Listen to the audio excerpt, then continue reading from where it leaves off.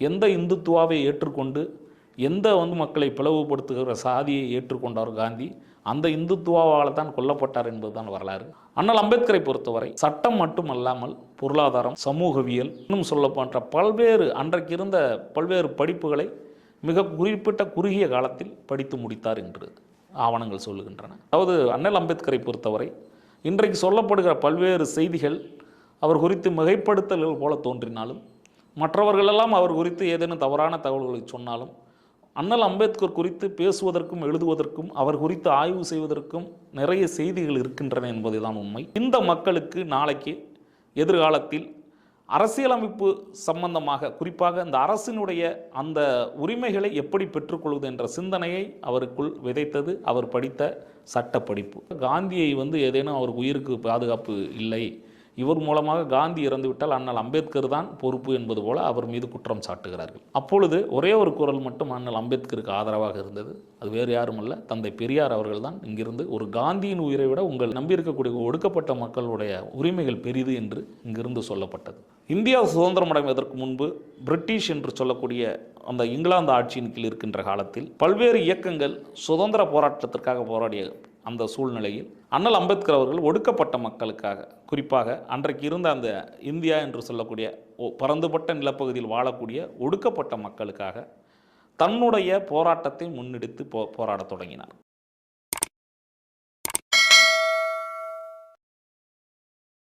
வணக்கம். கணம் தொலைக்காட்சி நேயர்களுக்கு உங்கள் கரு ஜெயக்கண்ணன் வழக்கறிஞர். நம்முடைய இன்றைய நிகழ்ச்சியில் அரசியலமைப்பு சட்டத்தினுடைய சிற்பியும் ஒடுக்கப்பட்ட மக்களுடைய நம்பிக்கை நட்சத்திரமாக திகழ்ந்த அண்ணல் அம்பேத்கர் குறித்தும், அண்ணல் அம்பேத்கரும் நம்முடைய தேசத்தந்தை என்று சொல்லக்கூடிய மகாத்மா காந்தி அவர்களுக்கும் இருந்த முரண்பட்ட அரசியல் குறித்தும், அரசியலமைப்பு சட்டத்தின் மூலம் அண்ணல் அம்பேத்கர் கொண்டு வந்த அந்த சீர்திருத்தம் குறித்து பேச இருக்கிறோம். இந்தியா சுதந்திரம் அடைவதற்கு முன்பு பிரிட்டிஷ் என்று சொல்லக்கூடிய அந்த இங்கிலாந்து ஆட்சியின் கீழ் இருக்கின்ற காலத்தில் பல்வேறு இயக்கங்கள் சுதந்திர போராட்டத்திற்காக போராடிய அந்த சூழ்நிலையில் அண்ணல் அம்பேத்கர் அவர்கள் ஒடுக்கப்பட்ட மக்களுக்காக, குறிப்பாக அன்றைக்கு இருந்த அந்த இந்தியா என்று சொல்லக்கூடிய பரந்துபட்ட நிலப்பகுதியில் வாழக்கூடிய ஒடுக்கப்பட்ட மக்களுக்காக தன்னுடைய போராட்டத்தை முன்னெடுத்து போராடத் தொடங்கினார்.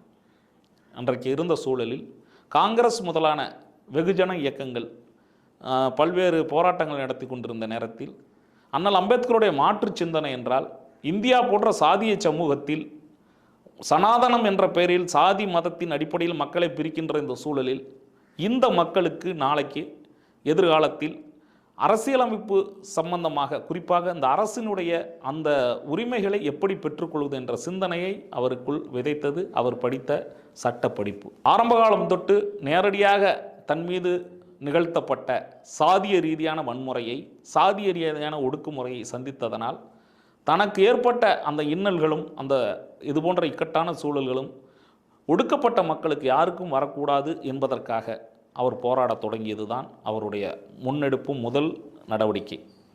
அதன் அடிப்படையில் அவர் ஒன்றை புரிந்து கொண்டார். இன்றைக்கு இருக்கக்கூடிய, அதாவது சுதந்திரத்துக்கு முன்பாக இன்றைக்கு இருக்க இந்த இந்திய சமூக சூழலில் நாம் நேரடியாக அரசியல் சூழல் மட்டுமல்ல, நாம் நேரடியாக எந்த ஒரு இயக்கத்தில் ஏற்பட்டு செயல்பட்டாலும் நம்முடைய கல்வி என்றும் நம்முடைய சட்டம் சம்பந்தமான ஏதேனும் ஒரு நம்முடைய கல்வித்தான் நம்மை உயர்த்தும் என்பதை புரிந்து கொண்டு தான் அவர் அது குறித்து படிப்பு, உங்களுக்கு பாராட்லா என்று சொல்லக்கூடிய அன்றைக்கு இருந்த லண்டனில் சென்று சட்ட படிப்பை முடித்தார். அதாவது அண்ணல் அம்பேத்கரை பொறுத்தவரை இன்றைக்கு சொல்லப்படுகிற பல்வேறு செய்திகள் அவர் குறித்து மிகைப்படுத்தல்கள் போல தோன்றினாலும், மற்றவர்களெல்லாம் அவர் குறித்து ஏதேனும் தவறான தகவல்களை சொன்னாலும், அண்ணல் அம்பேத்கர் குறித்து பேசுவதற்கும் எழுதுவதற்கும் அவர் குறித்து ஆய்வு செய்வதற்கும் நிறைய செய்திகள் இருக்கின்றன என்பதுதான் உண்மை. அவர் வாழ்ந்த காலத்தில் அன்றைக்கிருந்த சமூக சூழலில் ஒரு இளைஞன் அந்த அளவிற்கு கல்வியை மட்டுமே நம்பி ஒரு மிகப்பெரிய படிப்புகளை எல்லாம் படித்தார் என்பதுதான் அன்றைக்கு ஒரு மிகப்பெரிய செய்தியாக இருக்கிறது. அண்ணல் அம்பேத்கரை பொறுத்தவரை சட்டம் மட்டுமல்லாமல் பொருளாதாரம், சமூகவியல், இன்னும் சொல்ல போன்ற அன்றைக்கு இருந்த பல்வேறு படிப்புகளை மிக குறிப்பிட்ட குறுகிய காலத்தில் படித்து முடித்தார் என்று ஆவணங்கள் சொல்லுகின்றன. இன்னும் சொல்லப்போனால் உலக அளவில் புகழ் பெற்றிருந்த கேம்பிரிட்ஜ் பல்கலைக்கழகம், ஆக்ஸ்போர்ட் பல்கலைக்கழகம், இது போன்ற பல்கலைக்கழகங்களில் அவர் முனைவு பட்ட, அதாவது அன்றைக்கு இருந்த டாக்டரேட்னு சொல்லக்கூடிய முனைவர் பட்ட படிப்புகளை முடித்திருக்கிறார். அது மட்டுமின்றி சட்டப்படிப்பிலும் அவர் வந்து பாரட்லா என்று சொல்லக்கூடிய அந்த அன்றைக்கு மிகப்பெரிய ஒரு படிப்பாக இருந்த சட்டத்தையும் படித்து முடித்திருக்கிறார். அதாவது ஒட்டுமொத்தமாக பார்க்கின்ற பொழுது அவருடைய வயதில் 26 வயதிற்குள்ளாக முறைப்படியாக இன்னும் சொல்லப்போனால் அன்றைக்கு முக்கியமான படிப்புகளை படித்து முடித்து விட்டதாக சொல்கிறார்கள். உண்மையில் அன்றைக்கு இருந்த சூழலில் ஒரு மனிதன் படித்து ஒரு பட்டம் பெற வேண்டும் என்றாலே குறைந்தது ஒரு 25-26 வயது இருந்திருக்கும் அன்றைக்கு சொல்கிறார். ஆனால் இவர் இத்தனை பட்டங்களை ஒரு குறுகிய வயதில் ஒரு இளம் வயதிலே முடித்திருக்கிறார் என்பது அவருடைய ஆர்வத்தையும் இந்த மக்களுக்கு போராடுவதற்கு தனக்கு கல்வியே ஒரு பெரிய ஆயுதமாக இருக்கும் அப்படிங்கிற அடிப்படையில் தான் அவர் படித்திருக்கிறார் என்பதைத்தான் நாம் உணர முடிகிறது. அண்ணல் அம்பேத்கருடைய வரலாற்றை பலரும் எழுதியிருக்கிறார்கள், பலரும் சொல்லியிருக்கிறார்கள். இன்றைக்கும் பல அரசியல்வாதிகள் ஆதாயத்திற்காக பேசுகிறார்கள், அதையெல்லாம் ஒரு பக்கம். ஆனாலும் கூட அவருடைய முக்கியமான நடவடிக்கைகளாக இன்றைக்கு வரைக்கும் அதாவது அரசியலமைப்பு சட்டத்தின் கீழ் அனைவரும் பொது என்று சொல்வதும், அரசியலமைப்பு சட்டத்தின் கீழ் ஒடுக்கப்பட்ட மக்களுக்கு சில உரிமைகளை பெற்று தந்தார், இது வந்து பொதுவாக எல்லாருக்கும் தெரியும். ஆனாலும் கூட அவர் இருந்த காலகட்டத்தில் அன்றைக்கு இருந்த பெண்களுக்கான உரிமைகளையும், இன்னும் சொல்லப்போனால் தொழிலாளர்களுக்கான அந்த வேலை நேர உரிமை, மற்ற அனைத்து உங்களுக்கு தொழிலாளர்களாக இருந்தால் என்னென்ன சலுகைகள் வர முடியும் அதையெல்லாம் பெற்று தந்தவரும் அண்ணல் அம்பேத்கர் தான்.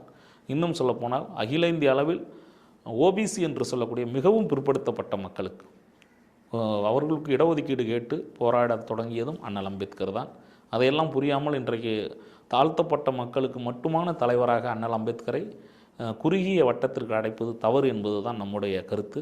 இன்னொரு செய்தி, அண்ணல் அம்பேத்கருக்கும் மகாத்மா காந்திக்கும் என்ன அடிப்படையில் முரண்பாடு இருந்தது அப்படிங்கிற செய்தியும் எல்லோரும் சொல்கிறாங்க. அதாவது அன்றைக்கு இருந்த காங்கிரஸ் கட்சியினுடைய, இன்னும் சொல்லப்போனால் காங்கிரஸ் கட்சியை வழிநடத்தக்கூடிய வகையில் இருந்தது காந்தி என்பது அனைவருக்கும் தெரியும்.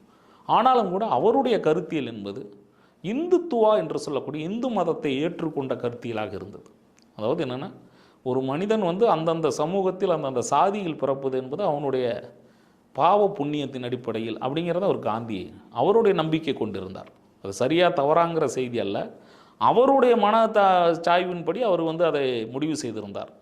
அந்த இடத்தில் அண்ணல் அம்பேத்கர் அவர்கள் தன்னுடைய போராட்டத்தின் வாயிலாக அன்றைக்கு இரட்டை வாக்குரிமை என்று சொல்லக்கூடிய ஒடுக்கப்பட்ட மக்களுக்கு இரட்டை வாக்குரிமையை பெற்று தருவதற்காக பிரிட்டிஷ் அரசுடைய நடத்திய பேச்சுவார்த்தையில் அதற்கான உரிமையை பெற்றுவிட்டார். இரட்டை வாக்குரிமை என்றால் ஒரு மனிதனுக்கு 2 வாக்குகள் அப்படிங்கிறது நம்ம நேரடியாக அதாவது வெளிப்பார்வைக்கு தெரிஞ்சாலும் கூட ஒரு குறிப்பிட்ட ஒரு எடுத்துக்காட்டுக்காக சொல்லுது. ஒரு தொகுதி இருக்கிறது, ஒரு சட்டமன்ற தொகுதி, ஒரு நாடாளுமன்ற தொகுதி இருக்கிறது என்றால் அந்த சட்டமன்ற தொகுதியிலும் நாடாளுமன்ற தொகுதியும் பொதுவான ஒரு வேட்பாளர், அனைத்து சமூகங்களுக்கான ஒரு வேட்பாளர் இருப்பார். அத்தோடு பட்டியலின மற்றும் பழங்குடியின மக்களுக்காக ஒரு வேட்பாளர் இருப்பார். இதன் மூலம் என்ன ஆகுன்னா, ஒடுக்கப்பட்ட மக்கள் 2 வாக்குகளை அளிக்க முடியும். ஒன்று பொதுவாக இருக்கக்கூடிய சட்டமன்ற உறுப்பினரை தேர்ந்தெடுக்கலாம், இன்னொன்று பட்டியலின மக்களும் பழங்குடியின மக்களும் மட்டும் வாக்களித்து ஒரு உறுப்பினரை தேர்ந்தெடுக்கலாம். அப்படி பார்க்கின்ற போது நம்ம தமிழ்நாடு என்று எடுத்துக்கொள்வோம். 234 தொகுதி இருக்கிறது என்றால் 234 தொகுதியிலும் சட்டமன்ற உறுப்பினர்கள் பொதுவானவர்கள் 234 பேர். அத்தோடு பட்டியலினமும் பழங்குடியினரும் அதற்குரிய உங்களுக்கு விகிதாச்சாரப்படி உங்களுக்கு அதுலேயும் உங்களுக்கு SC/ST என்று சொல்லக்கூடிய இந்த மக்களும் 234 தொகுதியிலும் எம்எல்ஏக்களாக இருக்க முடியும். அப்படித்தான் 39 நாடாளுமன்ற தொகுதியிலும் இருக்க முடியும். இப்படி இருக்கின்ற பொழுது அந்த மக்களுக்கான பல உரிமைகள், அந்த மக்களுக்கான பல்வேறு கட்டமைப்பு வசதிகள், அந்த மக்களுக்காக தீட்டப்படுகிற திட்டங்கள் அனைத்தும் ஒரு 10 ஆண்டு காலத்திலே அவங்களுக்கு நிறைவு செய்திருக்க முடியும்.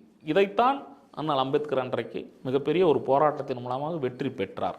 ஆனால் அன்றைக்கு காந்தி இருந்த நிலையில் அவருடைய தவறான புரிதலால் அவர் என்ன நினைத்து கொண்டார், இந்து மக்களை பிரிப்பதற்காக அண்ணல் அம்பேத்கர் வந்து ஏதோ இது போன்ற உரிமைகளை பெற்று தந்திருக்கிறார் என்பது போல அன்றைக்கு அவர் எரவாடா சிறை என்று சொல்லக்கூடிய அந்த சிறையில் அரசியல் கைதியாக இருக்கிறார். அப்பொழுது அவர் வந்து ஒரு உண்ணாவிரதத்தை மாதிரி இரட்டை தொகுதிகளை ரத்து செய்யவில்லை என்றால் நான் உண்ணாவிரதம் சாகும் வரை உண்ணாவிரதம் இருக்கிறேன் என்று சொல்லுகிறார். அப்பொழுது எல்லாருமே அன்றைக்கு இருந்த தேசிய அளவில் இருக்கக்கூடிய தலைவர்கள் எல்லாம் அண்ணல் அம்பேத்கரை குறை கூறுகிறார்கள். ஒடுக்கப்பட்ட மக்களுக்காக இவர் போராடுகிறார், ஆனாலும் கூட காந்தியை வந்து ஏதேனும் அவருக்கு உயிருக்கு பாதுகாப்பு இல்லை, இவர் மூலமாக காந்தி இறந்துவிட்டால் அண்ணல் அம்பேத்கர் தான் பொறுப்பு என்பது போல அவர் மீது குற்றம் சாட்டுகிறார்கள். அப்பொழுது ஒரே ஒரு குரல் மட்டும் அண்ணல் அம்பேத்கருக்கு ஆதரவாக இருந்தது. அது வேறு யாரும் அல்ல, தந்தை பெரியார் அவர்கள் தான். இங்கிருந்து ஒரு காந்தியின் உயிரை விட உங்கள் உங்களை நம்பி இருக்கக்கூடிய ஒடுக்கப்பட்ட மக்களுடைய உரிமைகள் பெரிது என்று இங்கிருந்து சொல்லப்பட்டது. ஆனாலும் கூட அண்ணல் அம்பேத்கர் காந்தியினுடைய எதிர்காலம் கருதியும் அவருடைய உயிருக்கு ஆபத்து வந்துவிடக்கூடாதுமாக ஒரு சமரச உடன்படிக்கைக்கு அவர் ஏற்றுக்கொள்கிறார். அதன்படியில் காந்தி அம்பேத்கர் அமர்ந்து பேசுகின்ற பொழுது அந்த இரட்டை வாக்குரிமையை அவர் விட்டுத்தர வேண்டும் என்று காந்தி எதிர்பார்க்கிறார். அப்படி என்றால் அதற்கு மாற்று என்ன என்று வருகின்ற பொழுது தான் இன்றைக்கு இருக்கக்கூடிய அந்த தனி தொகுதிகள், அதற்கான உரிமைகள் உங்களுக்கு பட்டியலினத்து மக்களுக்கும் பழங்குடியின மக்களுக்கும் வருகிறது. அதையும் சுழற்சி மூலமாக தர வேண்டும் என்று ஏற்றுக்கொள்ளப்படுகிறது. இப்படித்தான் காந்தியும் அண்ணல் அம்பேத்கரும் ஒடுக்கப்பட்ட மக்களுக்கான தனி தொகுதிகள் குறித்து ஒரு முடிவுக்கு வருகிறார்களே தவிர மற்றபடி காந்திக்கும் அண்ணல் அம்பேத்கரும் வேறு எந்த விதமான மோதலும் கிடையாது. பொதுமக்களுக்காக அண்ணல் அம்பேத்கர் போராடினார்.